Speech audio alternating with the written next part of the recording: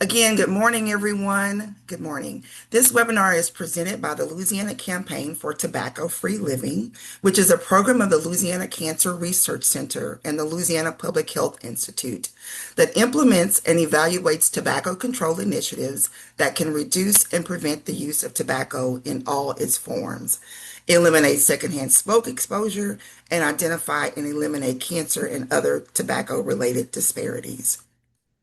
Just a little bit about our webinar.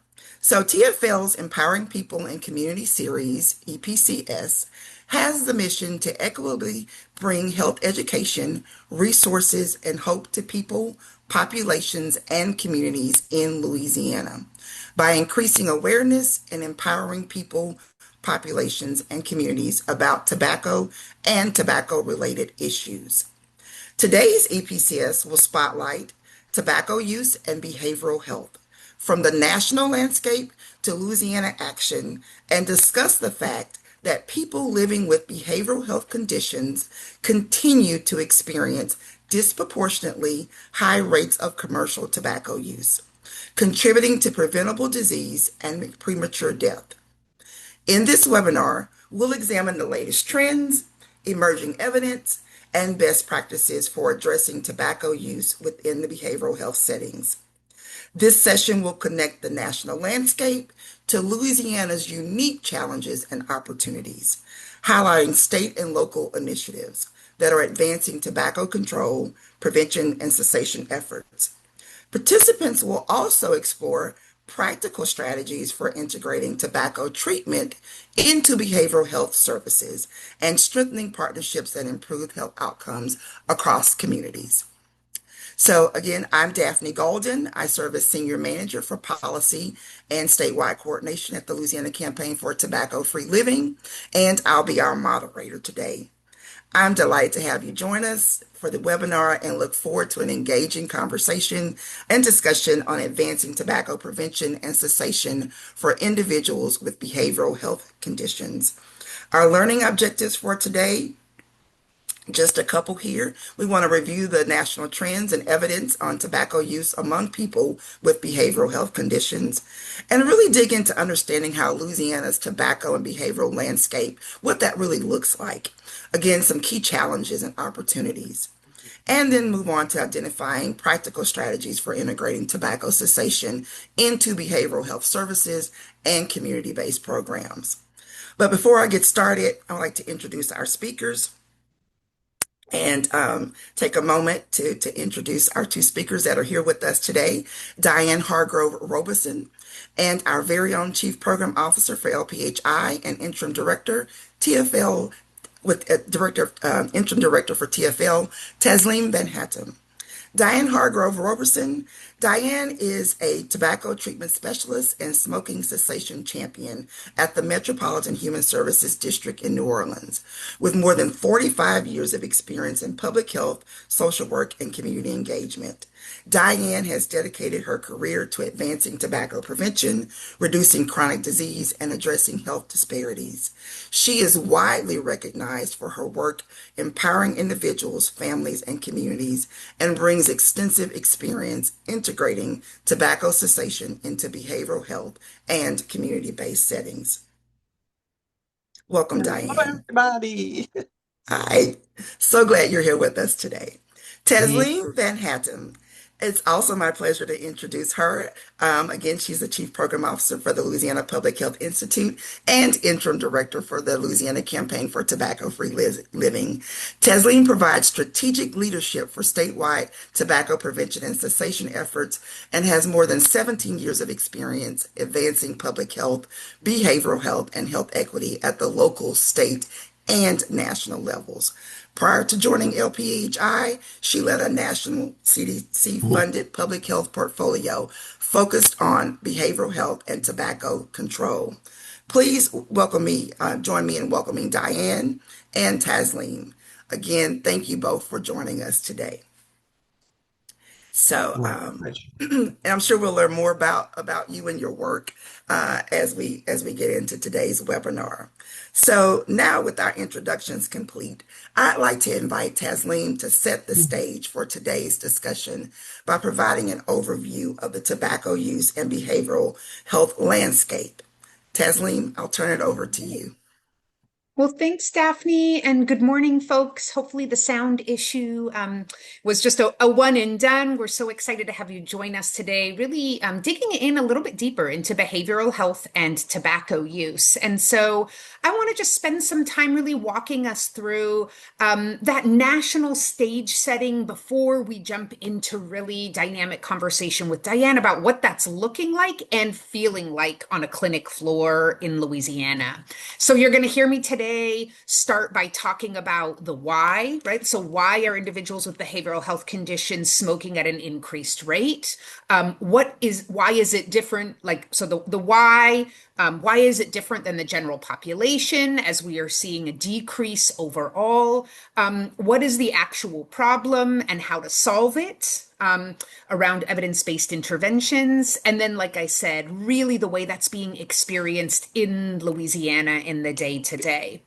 By way of introduction, I did spend 7 years nationally directing the National Behavioral Health Network for Tobacco and Cancer Control, which is a CDC funded network that focuses on disparity or priority populations.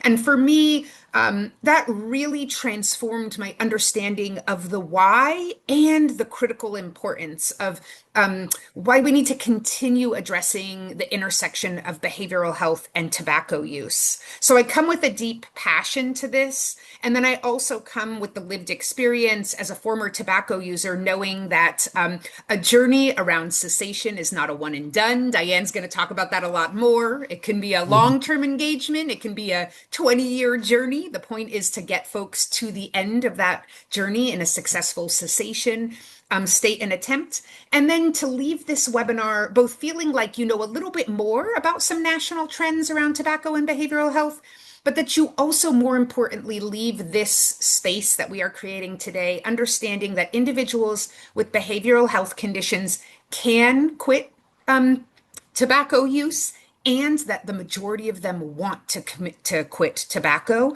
and actually at the same rate as the general population. So let's dig into some of the challenges. And if we want to go to the next slide, that would be fantastic.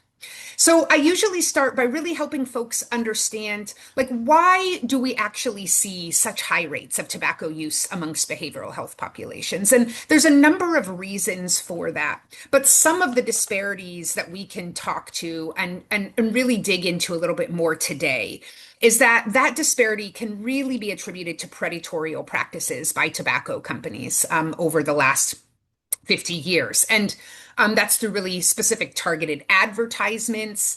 Many people might know or might remember that Big Tobacco provided free or cheap cigarettes to psychiatric institutions. We also know that there was some real intentional work around blocking of smoke-free policies in behavioral health facilities across our country, and we still see that in the day-to-day. I oftentimes give the example, not to date myself on a call, but hospitals in our country and all healthcare facilities that have inpatient facilities went tobacco-free the year I was born. That was not the case with behavioral health facilities. So many of our state-based institutions or inpatient facilities either still allow it, or it's been many years slowly transitioning them. And less than about 50% of all of our behavioral health facilities across the country are now tobacco free. And then we also know there was some real intentional funding of research that perpetuates the myth that cessation is too stressful or negatively impacts overall behavioral health outcomes. And Diane and I are probably here today to, make sure that when you leave, you know that is not the case. And as a matter of fact, the majority of evidence really shows that tobacco cessation can do, in fact, the opposite, right? Beneficially impact overall behavioral health outcomes, and what that looks like beyond the immediacy of nicotine withdrawal and anxiety in a moment. And then lastly, the way we know this disparity has continued to play out is of course then the limited access to high quality care. And that's a much bigger bucket, but something we'll talk a little bit more about, right? That individuals with behavioral health conditions experience delays in care, lower quality of care, and lesser access to care, which has deeply impacted their access to both to cessation and then prevention. Over the last few decades. Let's go to the next slide. So what we know is that many of these pieces have been, tied to financial contributions, that funding. And then let's go to the next slide to really understand how that might look differently. Here's some examples of how that targeting has really occurred in the last few decades. And then let's jump to the next one. So, what's changed in the general population that we haven't seen? Some of the things I just mentioned are exactly that, right? Access to prevention and cessation medications, routine integration into clinical care, the environmental approaches of tobacco and smoke-free facilities cannot be understated enough. Huge impacts in overall norm setting and cessation over time.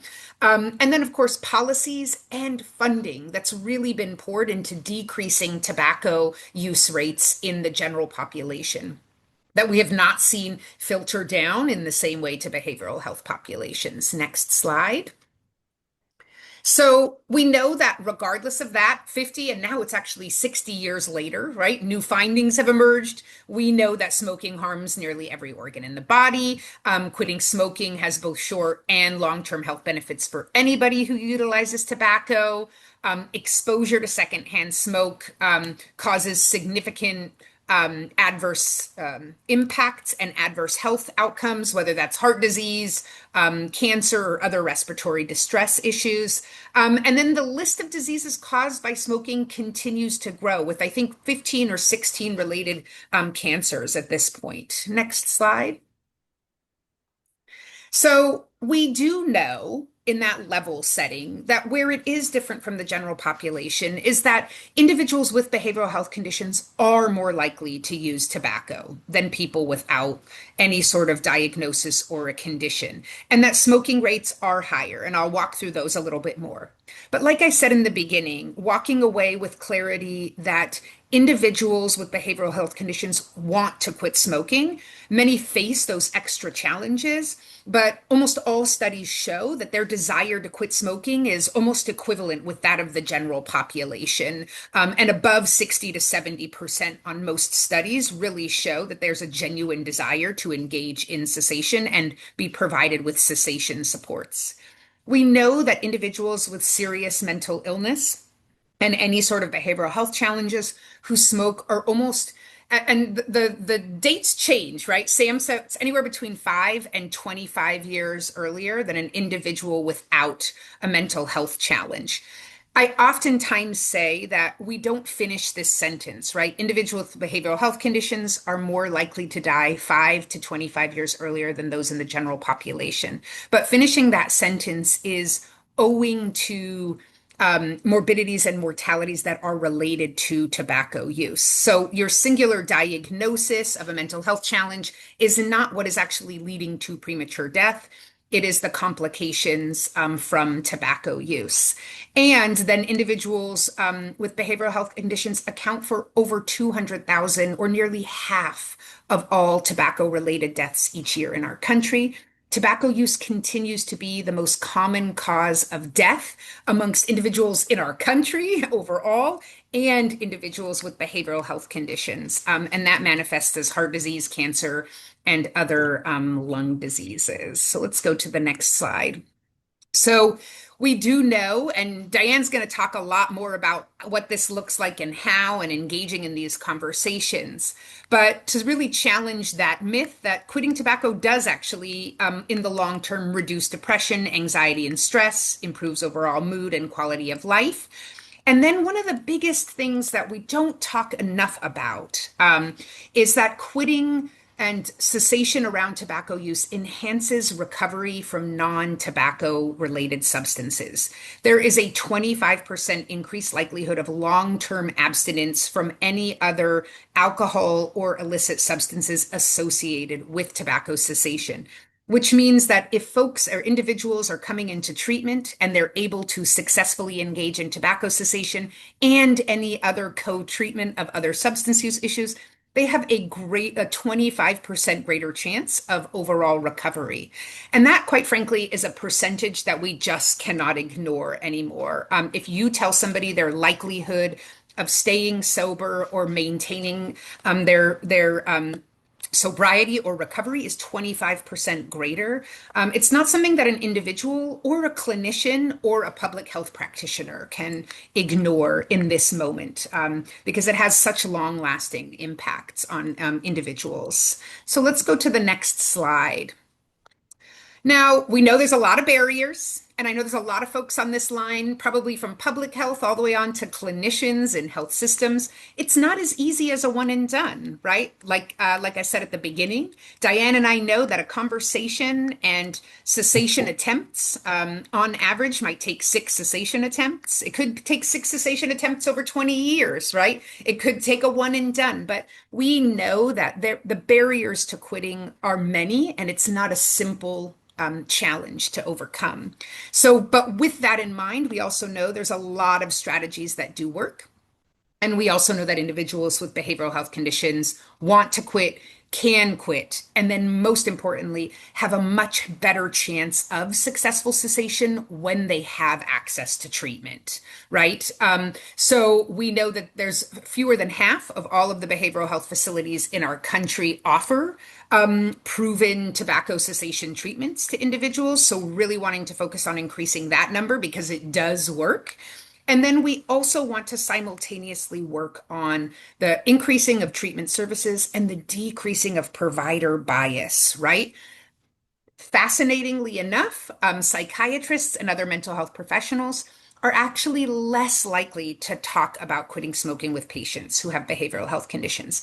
And part of that is the training of wanting to deal with the primary presenting symptomology of a behavioral health condition. But it also has to do with us really starting to unpack some of our misconceptions and misperceptions about patients' willingness, interest, and ability to successfully quit. And so I'm really excited when we get more into what this looks like in Louisiana. Diane being able to tell us, what she sees both with bias and opportunity. Let's just quickly get to the next slide. So when we look at the rates, this is the current smoking amongst US adult rates. It's actually even lower now. New publications have shown that in 2024, it dipped below 10%, a huge win for tobacco prevention in our nation. And we've really seen this significant downtrending as a natural downtrend as we engage in prevention, cessation, and environmental approaches to reducing tobacco use in our country. Let's go to the next slide. What we do see, though, is that individuals with behavioral health conditions do smoke at an increased rate. And then about 25% of US adults do have a mental health condition. So we're not talking about a tiny portion of our country. We are talking about close to 1 in 4. And what's important to know is that of those 1 in 4 adults, they consume about 40% of all cigarettes smoked in our country. So real disproportionate burden there. And let's go to the next slide. So this is the current tobacco use rate amongst US adults. And then this is the comparison between behavioral health condition and no condition. It's almost doubled, as you can see. And then this is just all-time behavioral health. And we see an increased rate. We see a decreased rate with just mental health and an increased rate with substance use. But you can see, and what's most important to understand is when we are thinking about our cessation strategies overall in our clinics, in our state tobacco prevention work, and in all of our community intervention work, individuals with behavioral health conditions, which is a quarter of the population, is smoking at twice the rate. So how are we really starting to integrate and think about the many different ways, both within community and clinical settings, we can start incorporating messaging, prevention, and cessation supports for these individuals? Let's go to the next slide. Right? It's really important to note that there's a level of intersectionality that occurs, that higher prevalence of tobacco use is really, really important to note within behavioral health populations, right? That it's really adults 26 to 65. We see higher rates of individuals without a high school diploma, lower SES, folks that are more likely to be uninsured, live in rural areas, LGBT, higher rates of incarceration, particularly in the past year, as we tend to see that revolving door between the criminal legal system and substance use treatment. And then, of course, individuals that there's some racial and ethnic categories here. So, non-Hispanic, American Indian, or Alaska Native is where we end up seeing it. So that American Indian or Alaska Native group has the highest rates of co-occurring or intersectionality. Next slide, right? We're not going to go too deep into this, but when we do send out these slides, you will actually be able to really dive into a little bit more depth of where there's some both intersection around sexual orientation, because we see much higher rates of behavioral health conditions and tobacco use amongst LGBT folks, particularly LGBT youth, and really wanting to make sure that we're addressing that within our programming, both in clinical and community settings in prevention and cessation. And then simultaneously, some additional breakdown around race and gender is provided here to really help folks understand how to do a little bit more targeted intervention work. Next slide. Right? So I know we've been going fast. We don't have that much time. We want to contextualize and give some opportunity to really hear about what this looks like in the day to day in Louisiana.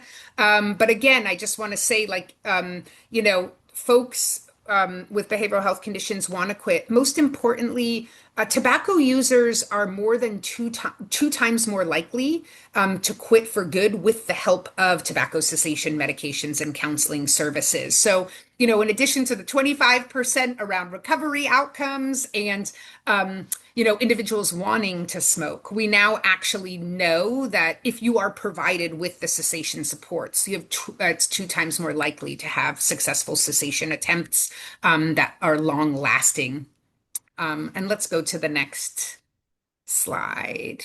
So I want to close out with just two quick things before we jump into what this looks like. What we are presenting here today, for many of you that have been in the tobacco control space, or if you're just entering it, I don't want folks to think this is actually so different than general tobacco prevention and control, right? What we, particularly in the clinical environment. This is something I oftentimes really want folks, whether they're in clinical care and have some exposure to individuals with behavioral health, or they're actually in a behavioral health treatment setting. But it's to know that the core components of smoking treatment for the general population and individuals with behavioral health conditions are the same. Now, Diane will talk about how you might contextualize that and how you might really make sure that it's specific to the population that you're serving. But it does include these pieces that make you two times more likely to engage in a successful cessation attempt, which is medication or other pharmacological supports, counseling, and then additional supports. And these continue to be that core component. Next slide. So the recommendations on addressing tobacco use for behavioral health populations are the same evidence-based recommendations for the general population while adding in some additional lenses. And that's, again, adopting tobacco-free facilities, grounds, and policies within treatment settings, and really understanding that the environmental approaches absolutely impact the bottom line. Integrating tobacco treatment into behavioral health care. So that's utilizing evidence-based interventions. Used to be 5As. Now we've transitioned to 3As, NRTs, so nicotine replacement therapies, and other pharmacological supports or medication supports. Utilizing the quit line and other evidence-based interventions, right? We oftentimes say, if nothing else, make sure somebody is leaving with the number to the quit line if you haven't provided them with direct medication, counseling, and supports.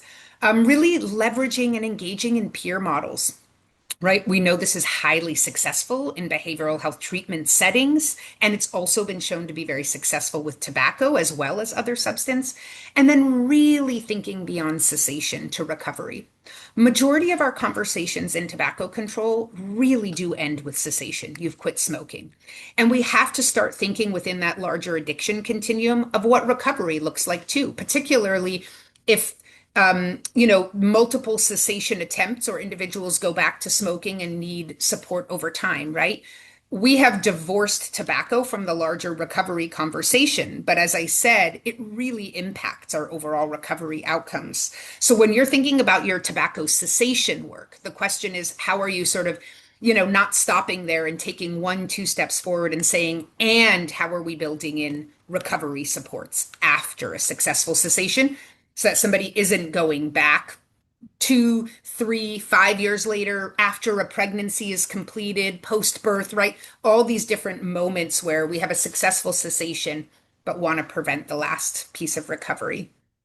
So let's go to the next slide, and then I think we'll pull it down and let's have some combo. But just we just want to really own that this is not an easy space. We have an hour today to talk about the challenges and barriers, and there are many, but we want to start the conversation about the underutilization of treatment options, the historical and industry driven influences to really remind folks that while tobacco use is an individual behavior, the things that can actually engage in prevention and cessation supports to get a population health success are far greater than just an individual behavior.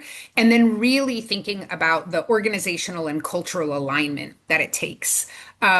We absolutely know that tobacco cessation can improve mental health, enhance recovery, and reduce premature deaths in our country from tobacco use. So there's no doubt in our mind, and of course Diane and I are crazy passionate about it. But let's maybe pull down these slides too, and just start with a little bit of turning it over to Diane and hear more about maybe your work, Diane, and what's guiding you in this before Daphne and I jump into some other questions. Okay, great. I think you did a wonderful job setting the stage, and I don't have much more to talk about. So I'm just kidding there. I know Okay. it's not true.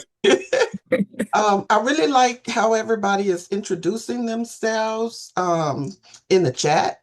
That really gives us a good idea of the areas you're from and the type of organizations you work for. So thank you all for that. Um, what do we do here at Metropolitan Human Services District? In terms of setting up the policies, we started there. There was tobacco-free or smoke-free environmental type of environmental types of policies when I came on board, but we just formalized it a little bit more. I think before we were like 15 feet from the door or something like that. And so now we're 25 feet from the entryway of all of our behavioral health centers. We've done an amazing, our communications team has done an amazing um, with posters and branding and getting folks ready to become tobacco free or nicotine free. Also, we started out with programs before really rolling it out to our populations that we called person served because it is a person-centered approach. For our consumers, serving our consumers. So we started out with employees. So any employee who wanted to quit, they had the counseling, coaching from myself, as well as we provided medications, NRT, nicotine replacement therapy for them at no charge. So we started out that way, and then we've been building ever since, and we've rolled out the program to our person serve here. And so that's kind of the beginning or how we started out, and we have been building ever since. Oh, thank you. Thank you, Diane, for that. And Taslim, thank you for providing that important overview and really helping set the stage with historical and, and the national landscape. So it's good to start to bring it closer to home. And Diane, I know you've dedicated much of your career to advancing tobacco prevention and cessation efforts across Louisiana.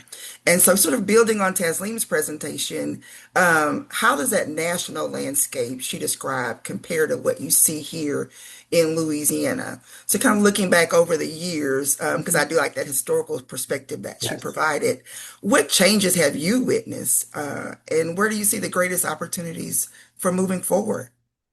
I think it has progressed tremendously. We have done so much here in Louisiana as far as laws, uh, no smoking, even, well, the New Orleans area, and I'm sure there's other areas in the state in terms of no smoking in bars and restaurants, of course. We've done very well there in terms of, working together with our cancer institutes and other organizations. We've done well with providing cessation services to people who come in, not just, behavioral health centers, but hospitals, treatment centers, inpatient, outpatient, um, emergency rooms, even, our local FQHCs, in clinics. So I think over the years, we have done very, very well as a state. And so now we had not been doing much in the past for behavioral health, but I think we are totally moving in the right direction in that perspective. Yeah, And and I know Diane. you. Oh, go. Oh, and I would add that, like Louisiana, there's been a lot of work by our state partners at Well Ahead to start integrating behavioral health as a key and priority population within their tobacco prevention and control work. And simultaneously, there's a lot of systems that are at play. So the numbers that I showed you, right? We know that Louisiana is not quite as good as the overall nation in tobacco use, period, right? So we are coming in at least I think 5 percentage points. We are still over 10% despite being the national rate now being reduced in the general population. I think correct me if I'm wrong, anybody, but I think we're closer to about 15% of adult tobacco use rates in the nation, and our behavioral health rates are about double that, right? So we are seeing that difference between the 11 Right. and the 22 to closer to the 15 and the 30, which means us addressing this disparity in Louisiana is more important than ever and more important than, say, even the prioritization in other states. I think there are some parts that we are doing really well. And I'm somebody who's really of the mindset that you always continue the good, right? We ask clinicians and folks in clinical care to do a whole lot, and they're already doing amazing work. So, how do we ask them to continue the good? And some of that is really looking at successes in our quit line, right? We do have the population that is using our quit line at the highest rate are individuals with behavioral health conditions. That actually matches national trends as well. So we do know that it both works as an engagement tool. Individuals with behavioral health conditions are more comfortable and more likely to call the quit line. And we also know that our quit lines have a protocol that's specific to behavioral health populations to provide them with both counseling, support, and medication when available.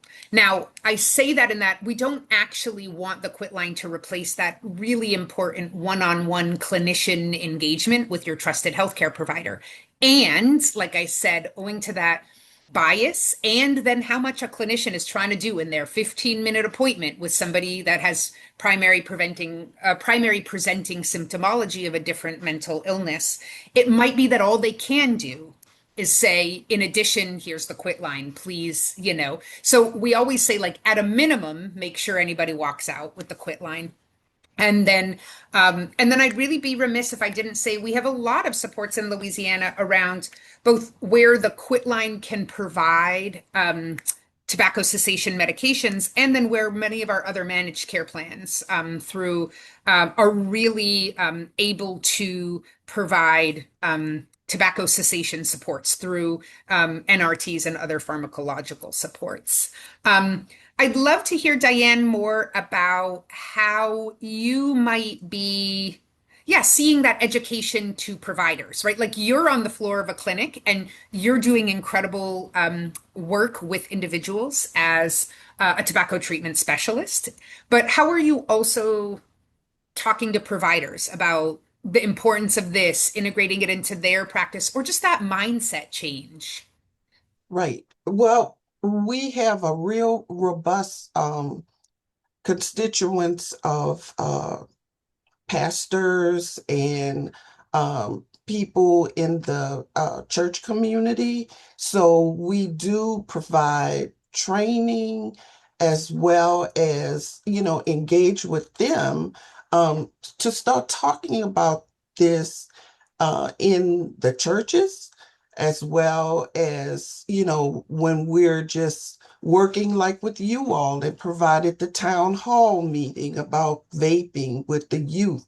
So there are some outreach opportunities, not as much as working, with our person served in the clinics, but definitely all of our outreach people, they have all of the tobacco and cessation information when they go out and they engage in health fairs or conferences or, any type of community engagement, the information about cessation, about the help quit line, about all of those things are disseminated, and the people who are our engagement specialists are able to talk about all of those things. Diane, I know families often want to help but aren't sure how. So you talked about some of those community supports. Yes. Um, what are the most meaningful ways families, even peers, can support someone who's trying to quit? Right. Now, I see a lot of one of the things that I talk about with our person served that I see is, and I just had a gentleman yesterday who's uh who's really trying to quit, but he also has some substance use disorder problems as well. And his wife is not supporting him in terms of not smoking around him, not smoking around the grandchildren, that kind of thing. So most of the time you do see others who are engaging and who support. This one that I saw yesterday was kind of a little bit the opposite. So what we try to do is empower our person serve not to be in the areas at a certain time, to continue to say, I'm really trying to quit. I really need your support and help, but also for them to be strong enough to say, you know, uh, this isn't good for me, and I'm really trying. So it's already hard, especially with for people with behavioral health conditions. So a lot of times we just have to empower them to be able to speak their truth and to be able to speak it over and over, but also to remove themselves from the situation temporarily so that they will not have triggers or urges or anything like that. So it's a balance. Everybody is different. and you Yeah. just deal with them individually. And through that cognitive behavioral therapy, that's all part of it too, because it's not just using the nicotine replacement therapy, they have to make some behavior changes. And those are the things that I work with them on a Yeah. whole lot. Yeah. And I love that perspective, right? Because we know we have really solid evidence-based interventions and tools. And then we know there are the supports that are still needed around behavior change, how to leverage those tools, how to integrate those tools into your daily life, right? And then how to make them successful over time. So some of the things, right? Like we know with nicotine replacement therapies and other pharmacological supports, I always say, there we have many FDA approved supports, right? So if at first you don't succeed, Diane, you and I joked this week, it's like try, try, try, try, try, try, Right. try again, unless you are a clinician who has prescribed or attempted to prescribe each and every FDA support that is clinically appropriate for somebody. You haven't really given them every good chance they have on engaging in successful cessation. Simultaneously, that support that we talked about is both the support environmentally, right? It's a tobacco-free facility. It's making sure that you're shifting the social norms of when people can use tobacco, how and why. And then the supports of family members and individual communities. And then lastly, what you also brought up and asked about, Daphne, which is peers. And I feel like we would be really remiss because again, like I said, we oftentimes think of tobacco use disorder as really divorced from the larger conversation of addiction and the addiction continuum. It's been divorced for many years. So we don't think about it as bad as maybe some of the other substance use issues that somebody might have, because there is a level of social acceptability within both it being legal and then just, like I said, for many years, it's now at less than 10% of the population, but for many years it was not. And likely folks on this call and in the audience can remember different times when tobacco use was much more prevalent. But what that also means is there are really important evidence-based interventions or promising practices that we're seeing around substance use treatment that can similarly work in the tobacco use space. And peers is one of those. If you're working in behavioral health treatment, you know that peer support services can really transform folks' journey around cessation of many substances and then also long-term recovery, right? So we know that peers can set up the social norms, powerful group identity that can occur, leveraging shared healthy habits and supports around that, while simultaneously being able to be with somebody that has a shared lived experience, right? It's not a Right. clinician. It's not your doctor in a white coat. It's not your mom shaming you about a behavior, right? It's somebody who's like been there, done that, knows how hard it is, and knows, has, walked in your shoes or similar enough shoes that they can really identify with your journey. And the way I'm talking, we sort of associate that usually with different substances, not Mhm. tobacco use, but we Obviously. actually know this can really be powerful in tobacco use as leveraging peers as peer recovery coaches to engage in real open communication. We know that peers also have very powerful outcomes when integrated into school-based work or other community settings where their lived experience can really be leveraged as a prevention tool.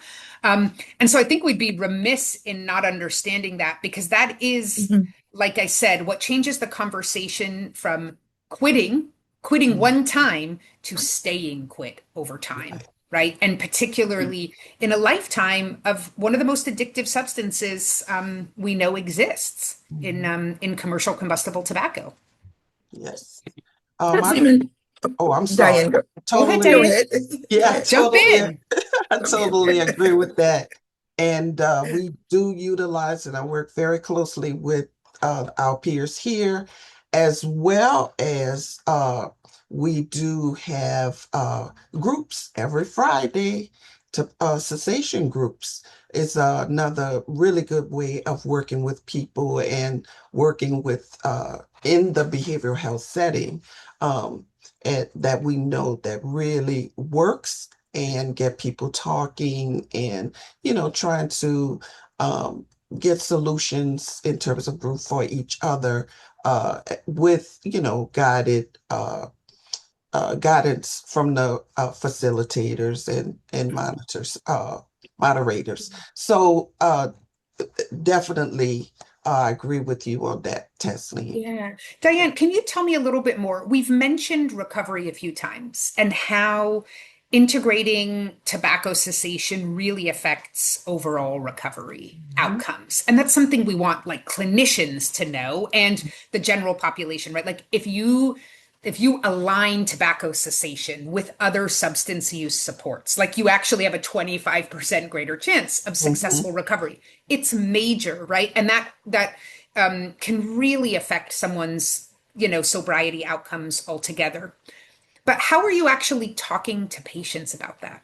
Right? Like I Uh, could I can talk about how I talk to clinicians about that. Right, Here's the right, numbers, here's the quality, here's the right, right. outcomes. But how are Mhm. you talking to, individuals about that? And I just had this conversation yesterday. We were going through, my person served and I were going through, one thing I'm finding that in terms of um, being prescribed NRT or them, purchasing it over the counter. And that would be like the patches and the Mhm. gum, different things like that. That first of all, nobody shows them, not just tells them how to use it. And most people think gum is chewing gum, and it's not. It has to be part between the cheek and gum, and you have to be able to rotate those packs. So that starts off the conversation. And 100% of the people who I meet with, it's prescribed it, but really and they say up front it's not working, and it's not working because they're not using it correctly. And nobody ever sat down with them face to face, looked them in the eye, and went over and showed them exactly what to do. So once I have that conversation, then if they do have other substance use disorder, I talk with them about, okay, we're going to go through this for tobacco. Are we going to go through this for nicotine, or smoking or vaping? But why not do it all at one time? Because if we go through this process together and we know you want to be successful, well, let's incorporate all of the other. Is if you're having an alcohol problem or opioid problem or whatever other issue, the best way is to do it all at the same time. So you're not repeating it 3 times or 2 times. And so as I spoke with my person served yesterday, he went, I said, because you see, we want to incorporate. So when you want to, just uh clear everything out, you wanna get rid of everything. Let's do it all at once so you're not repeating it over and over. And I think that would be a very good way of presenting to anyone who have multiple problems, substance use, tobacco use, or any other thing, to look at it that way, so they're not going through withdrawals 3 and 4 times. They're not going through urges. They're not. So the tobacco way to me is the easiest way, and then just pull everything else in. Diane, I know there's a lot of myths that keep persisting, about behavioral health conditions, people with behavioral health conditions and not wanting to quit, or that they shouldn't quit while managing their recovery. Why is this belief inaccurate? And what can you tell us about your approach to addressing this myth and maybe other persistent myths that keep coming up? Well, I think the major thing that we should let people know. The things that I find or discuss most with my person serves is that they really just don't know.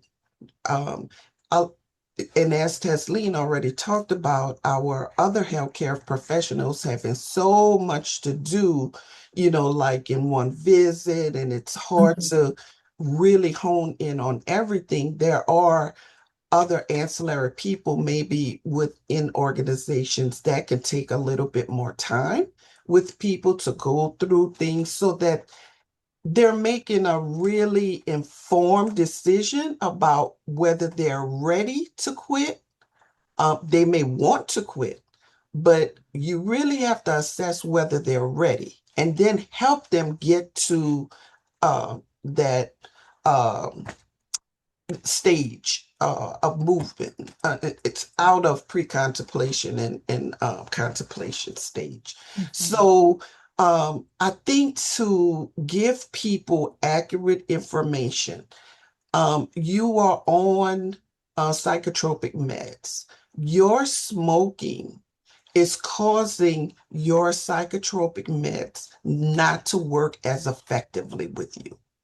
A lot of people do not know that.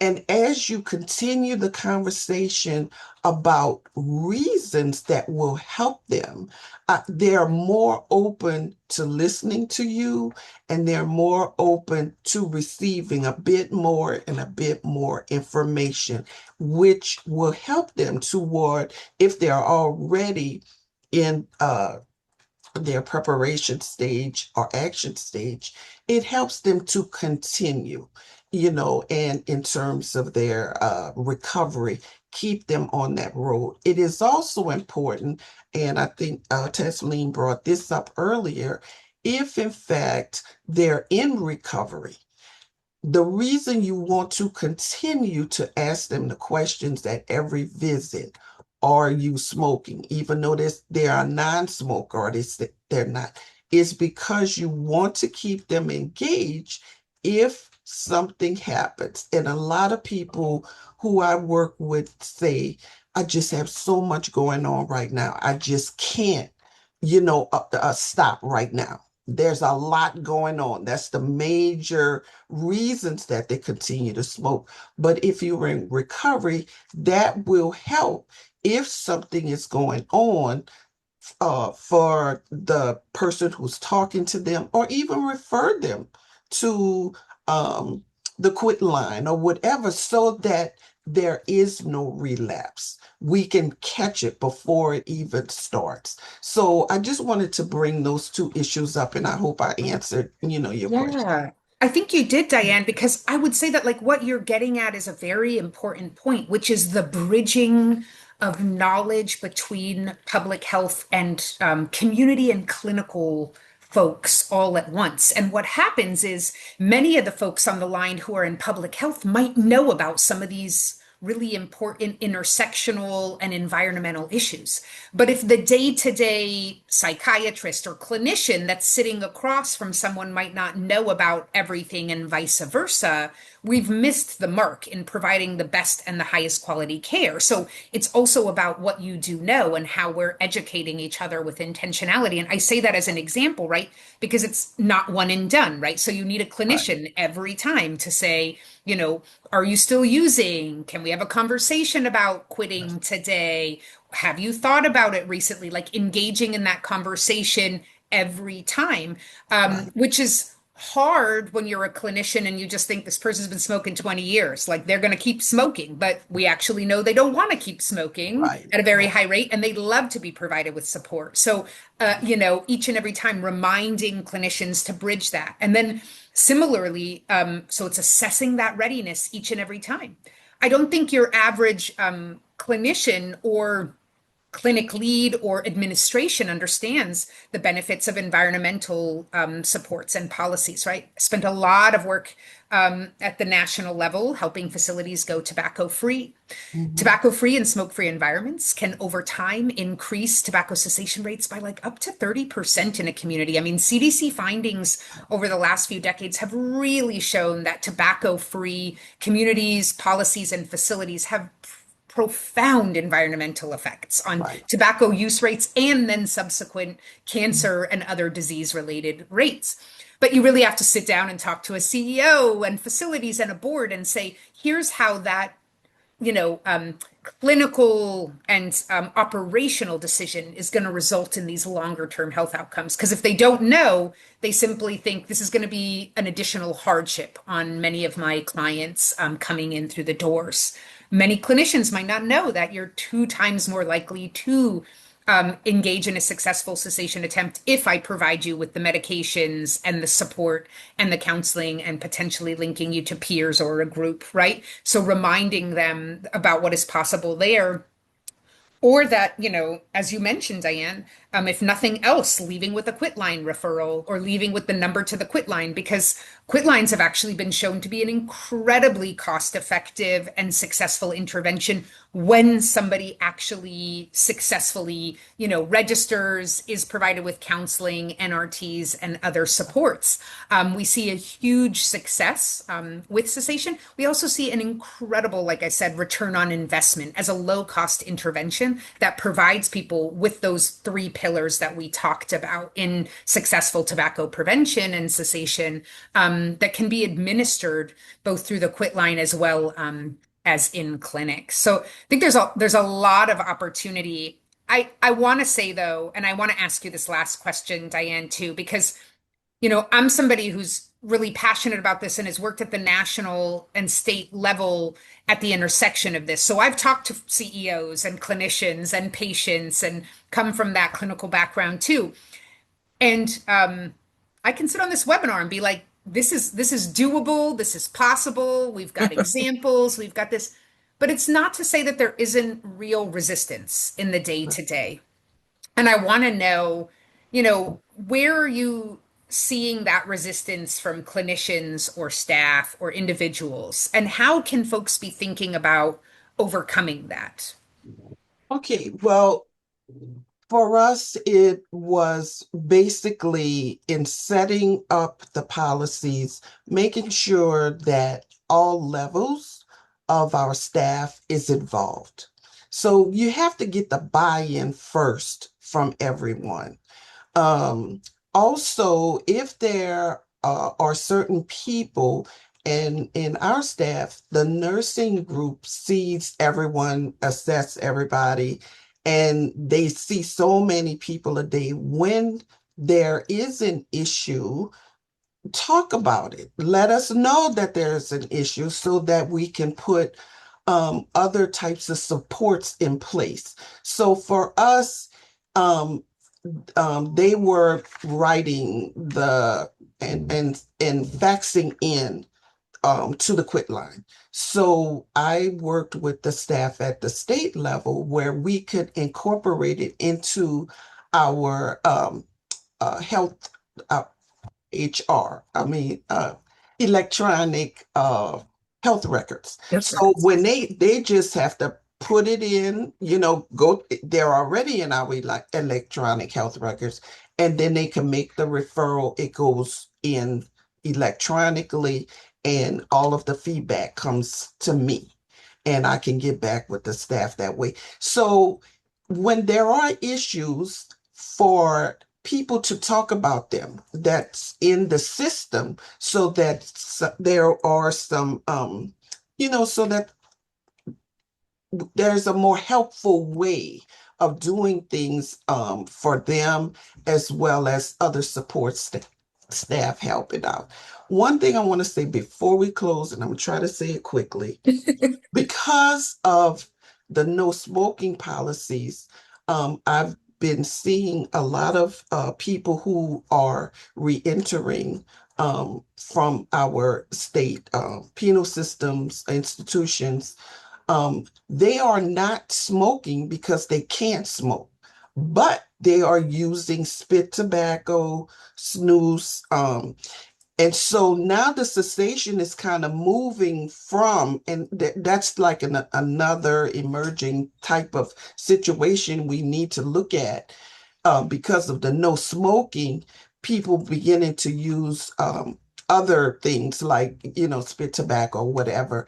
And now we have to have a different way for them to get cessation. So I just want to put that out because I know we have a lot of people, from our rural areas and things like that. So that's another thing we're going to have to start looking at a little bit more.